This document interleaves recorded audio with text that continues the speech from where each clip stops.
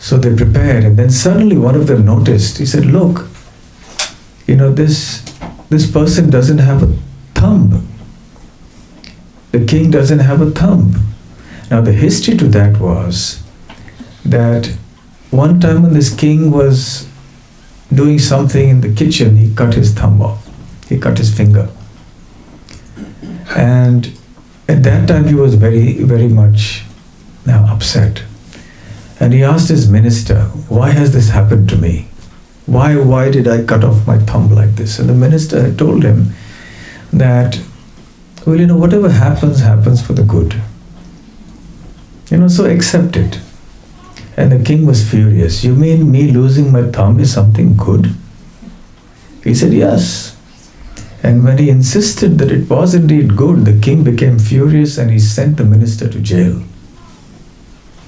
And then he went out on his hunting expedition in which he got lost. And he was caught by these dacoits. And when they caught him and they were going to sacrifice him to goddess Kali, one of them noticed that he's got no thumb.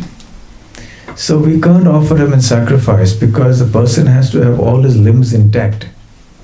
So they let the king go. So that the king came back and he told the minister in the jail, he said, "I release you. I understand what you said was right. You said it was good that I cut my thumb. It's for the good.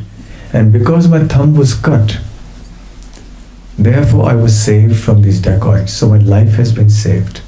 So you were right. Whatever happens, happens for the good." But he said, "I have one question.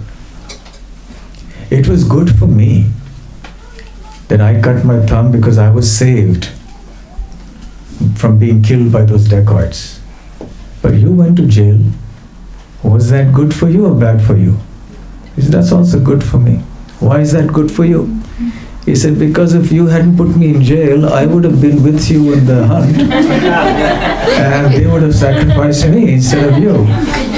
So I would have been dead."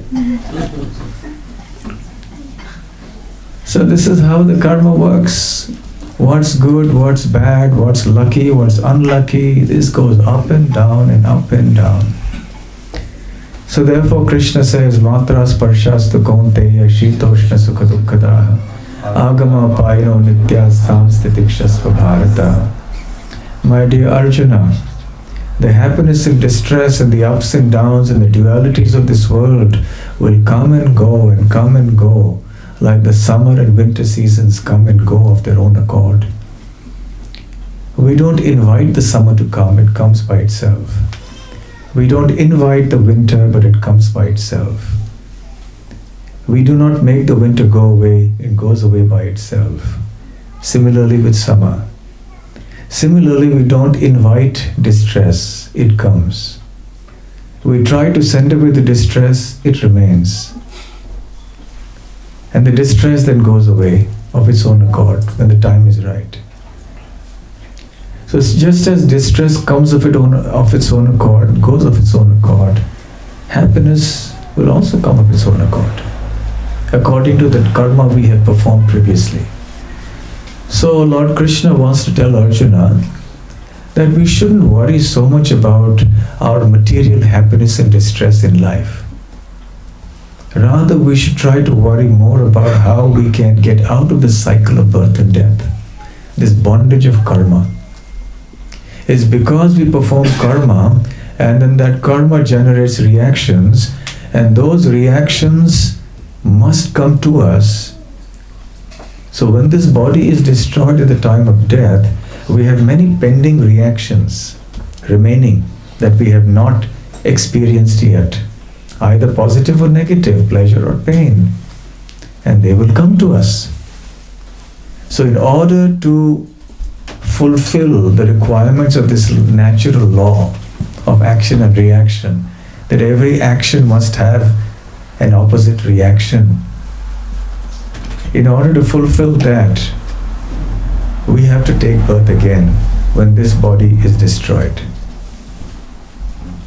So the bondage of karma, the law of karma, then gradually brings us to understand that there must be reincarnation. There must be another life. Because The law of cause and effect must hold good. I've done actions, there will be a reaction, good or bad. And because there are so many reactions pending, I will have to take another birth to face those pending reactions.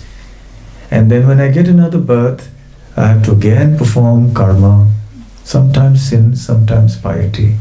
And it goes on and on and on. This is called the wheel of samsara. It's going back and forth like a wheel. In a Ferris wheel, you go to one of these fun fairs and you have these huge, giant wheels and you go round and round and round. So the material world is like that. All of us are living entities, spirit souls.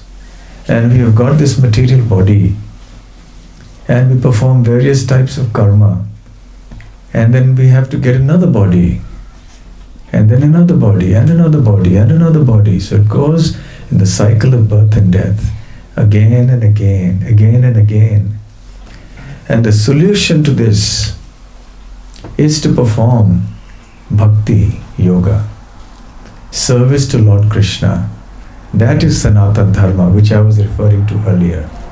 So long as we are preoccupied only with our material dharmas, our temporary dharmas, we will have to be locked in the cycle of birth and death. But when we take shelter of Lord Krishna and start serving Him, and this is called bhakti, it is called devotional service, it is called Krishna consciousness, to be conscious of Krishna with love, then gradually, our karma starts getting destroyed. And when we reach the perfection of our devotion to Lord Krishna, then we will reach a point where we become pure devotees. And we will not be obliged to take birth again in the next life. We will not take a material body. Rather, we will get a spiritual body in Krishna's kingdom, in the spiritual world. And this kingdom has no taxes, has no hospitals, no need for one. There is no pain, no traffic signals. You can go anywhere you want, at whatever speed you want. You can eat anything you like, don't have to worry about diabetes and all that. It's a world of complete bliss. You can live in the association of Lord Krishna and His loving devotees there in the spiritual world. That is our real home. And a spiritual body is eternal, full of knowledge and full of bliss. This material knowledge material body is exactly the opposite. Full of ignorance, full of misery, and temporary. So this material body is a product of our karma, previously performed. And the spiritual body that we get, that we want to get rather, will be a product of our bhakti, of our devotional service, which is beyond both pap and punya, beyond sin and pious activity. That is the process of serving Krishna. By the ninefold process, Navadha Bhakti, Shravanam, Kirtanam, Vishnu Smaranam, Pada Sevanam, Archanam, Vandanam, Dasyam, Sakhyam, Atma Nivedanam.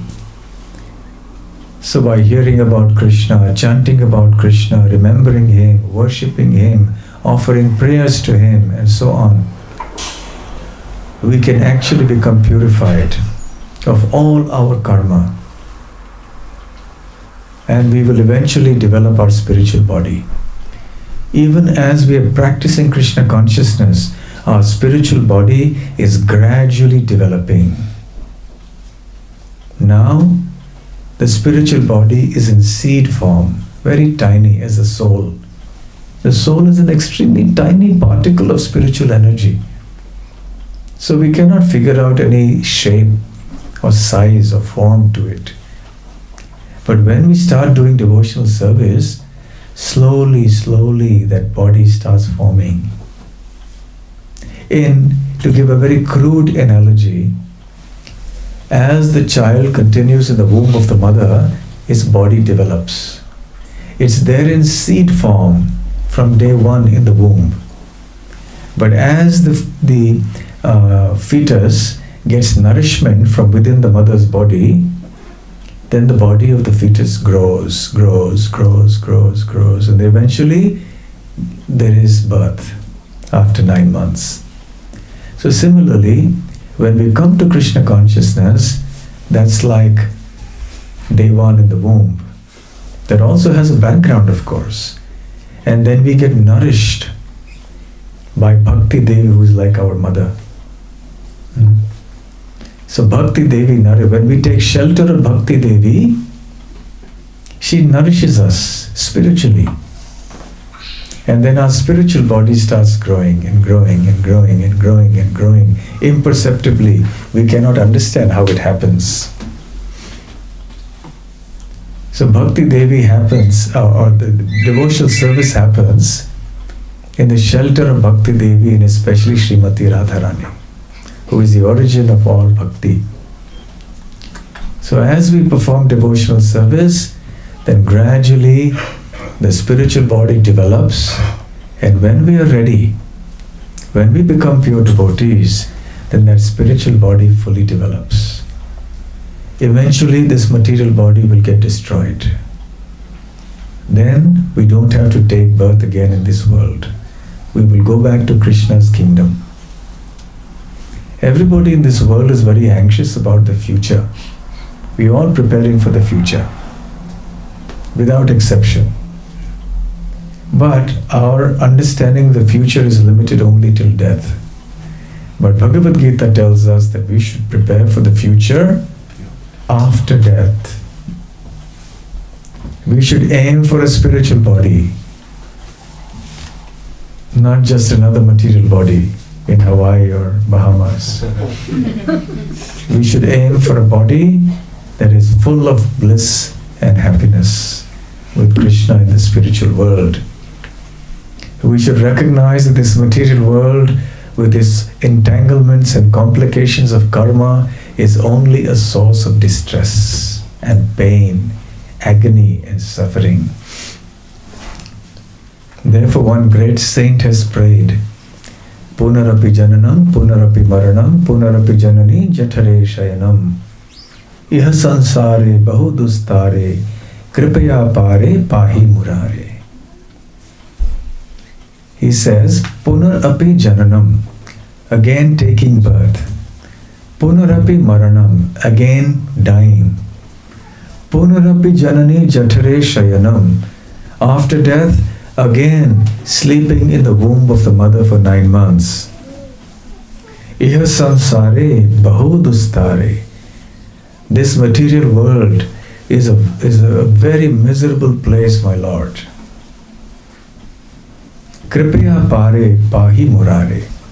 So, O Murari, O Krishna, please deliver me from this miserable material existence.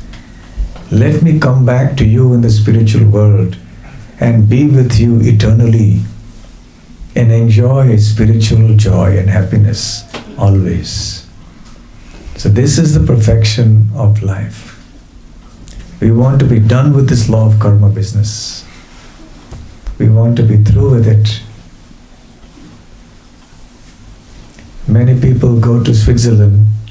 Some people go to eat chocolates and to just experience the hills.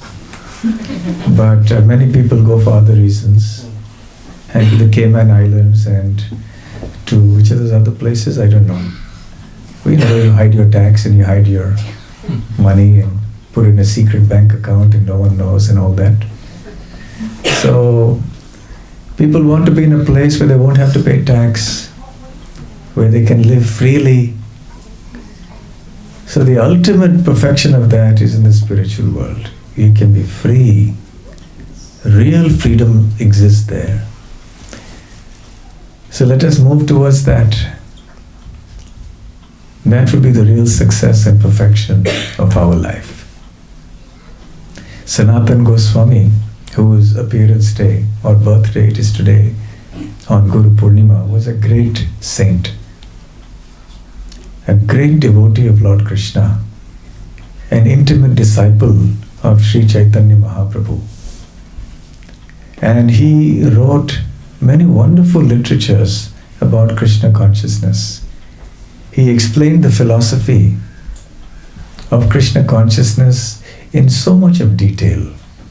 He wrote a book called the Hari Bhakti Vilas, which gives us practical instructions on how a devotee should live within this world, what a devotee should do and not do, and how a devotee should do things.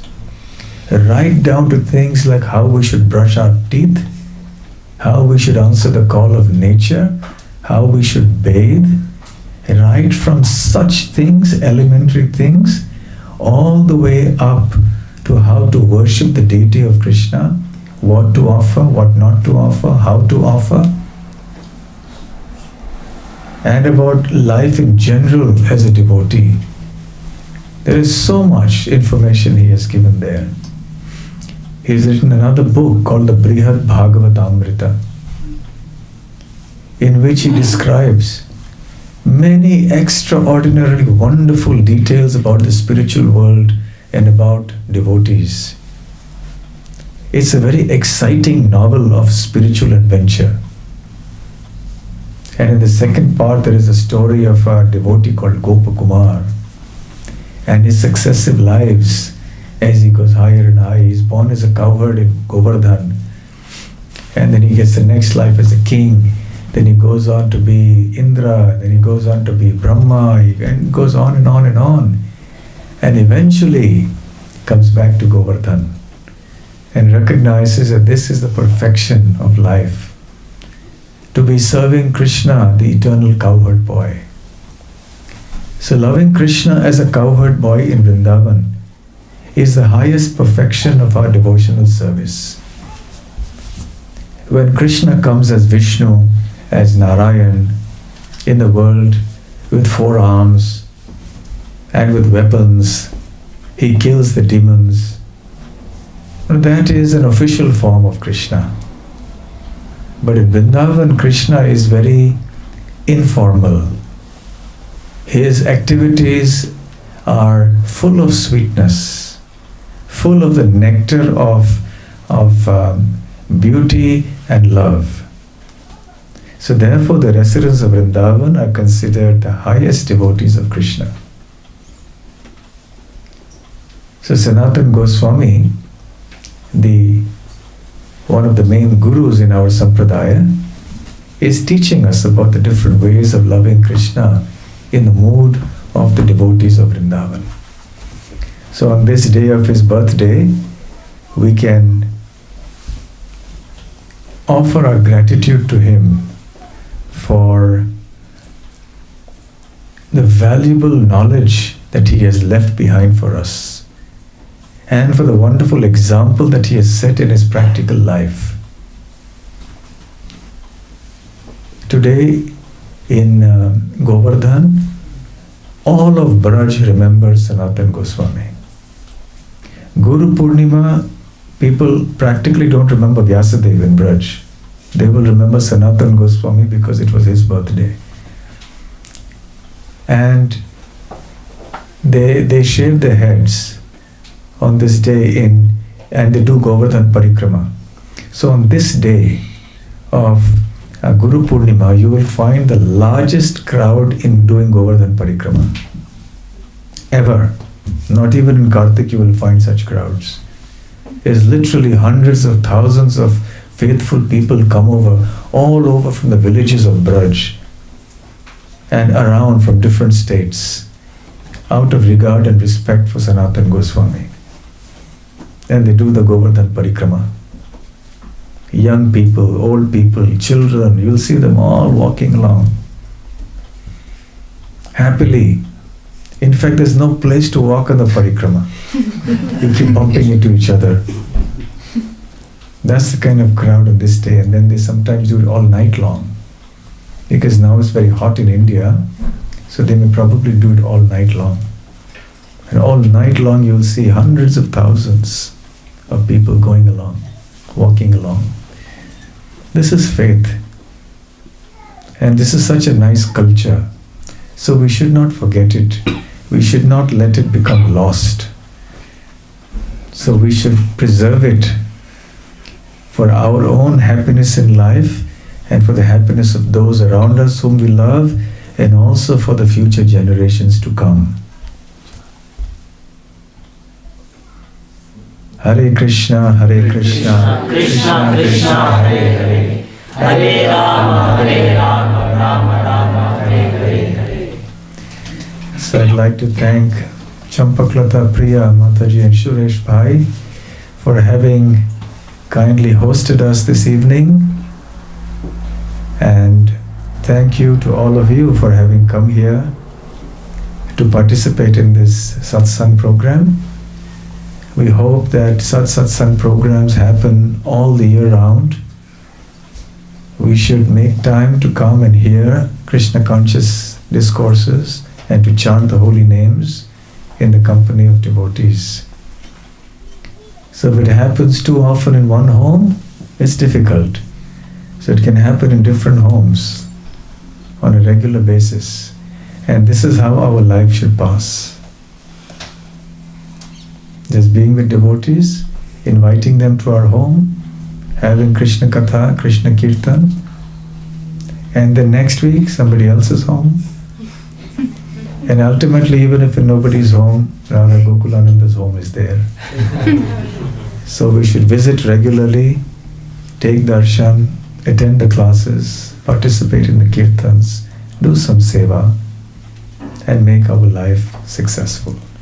Thank you very much. Srila Prabhupada ki Jai. His Holiness Bhakti Rasamrita Swami Maharaj ki Jai. Do we have time for questions? Yes. If anyone has any questions, please feel free to ask.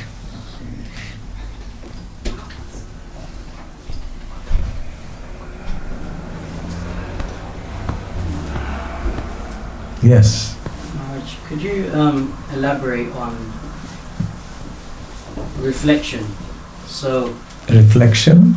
yeah, in terms of talking about mixed devotional service and making sure that it's pure, how do we, sometimes we obviously know, Punya and Bap you were saying, sometimes we obviously know, we're seeing the red light coming, we think anyway, we just go. But sometimes we're not so sure because we live in such a frantic lifestyle and society, culture.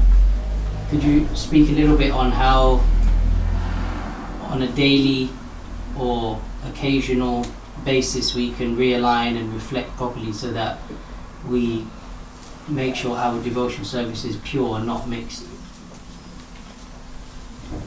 So your question is, how can we make sure that our devotional service is pure and not mixed? By mixed devotional service, what is meant is that we want to serve Krishna and make him happy.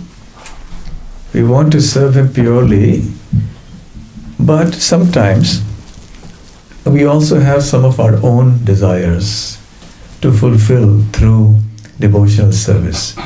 Then our devotional service is called mixed, meaning it is adulterated with some selfish conception. So how does one avoid mixed bhakti? That is the question. And the answer is by performing pure bhakti. By recognizing what are the polluting elements that adulterate our pure bhakti and make it mixed. What are those things that we need to be careful about? When you're preparing a dish, there'll be many things that you remove, like some seeds. You may want to remove the seeds and throw them away. So you may want to remove the skin. So you may do some processing. You'll be careful. You don't want everything there. You want to remove certain things and keep aside certain things. So we must have the knowledge what to remove and what to keep.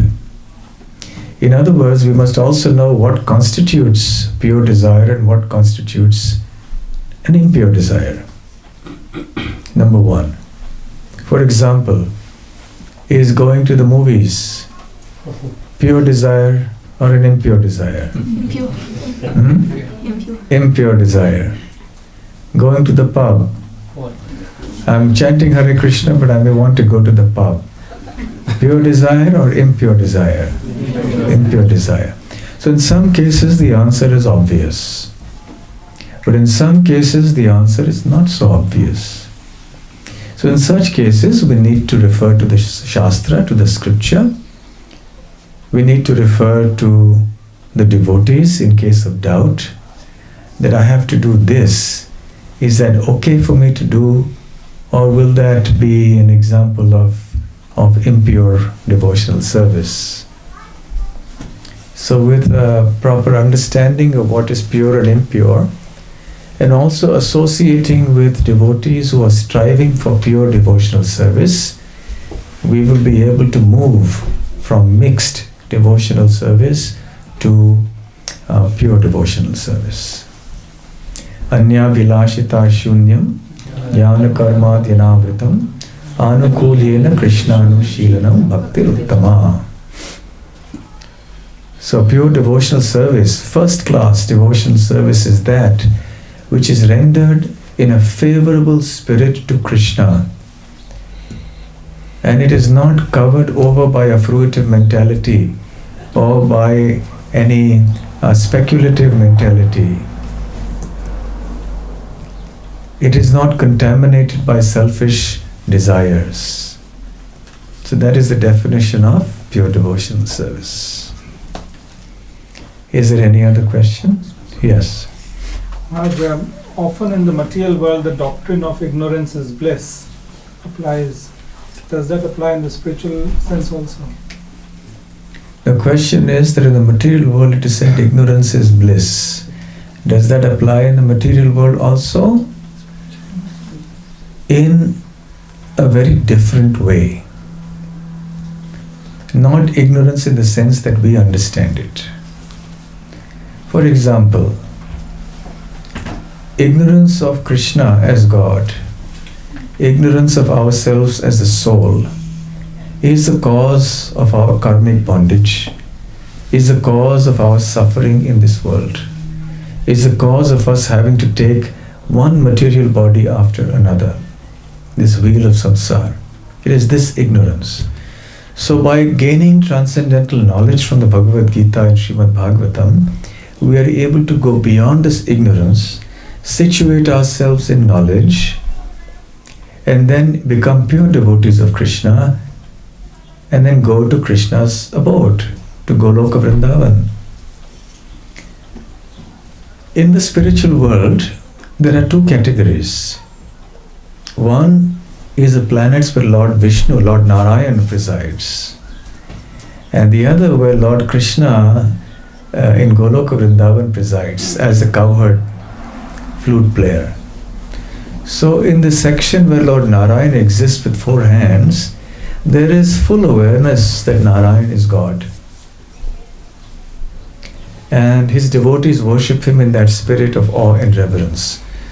So they have been freed from all material ignorance, and they have come to perfect spiritual knowledge and to pure devotion. But they have awareness of the Godhood of God. But Vrindavan is special. So in Vrindavan, people are not aware of the Godhood of Krishna. Or even if they are aware, they are not concerned with it. So this is a very special form of unawareness of Krishna's Godhood. So you could call it ignorance, but it is not ignorance in the sense that we understand it here. That ignorance is actually the perfection of knowledge. Okay? So we also aspire to come to that stage of devotion where we will not be restrained in our dealings with Krishna with the consideration that he is God. Mother Yashoda is not concerned that Krishna is God. She deals with him like her son. Neither does Nanda Maharaj deal with Krishna as God. Neither do the cowherd boys, nor the gopis. But if we want to reach that stage of being an eternal associate of Krishna in Vrindavan, where we do not so much consider Krishna as God, then we have to go from material ignorance to spiritual knowledge. Then from spiritual knowledge, we have to come understanding fully Krishna's position and glories, developing love for him. Then we come to the point where we are eligible to go to Vrindavan and then not worry about Krishna being God. Thanks. Any other question? Yes. Maharaj, in 18th chapter, I think so, about renunciation, it's often Krishna says that one should not renounce prescribed duties. How one should understand what her or his prescribed duties are? The question is that in the Bhagavad Gita, Krishna says that one should not renounce one's prescribed duties. These prescribed duties are seen according to the Varnashrama Dharma, according to Varna and Ashrama. Ashrama means Brahmachari, Grihastha, Vanaprastha, Sannyas. We all have our prescribed duties in these stages of life. Similarly, Brahmana, Kshatriya, Vaishya, Shudra. Now that is hardly existing now. That kind of division of Varnas is very mixed up. But the ashrams, to some degree, is there.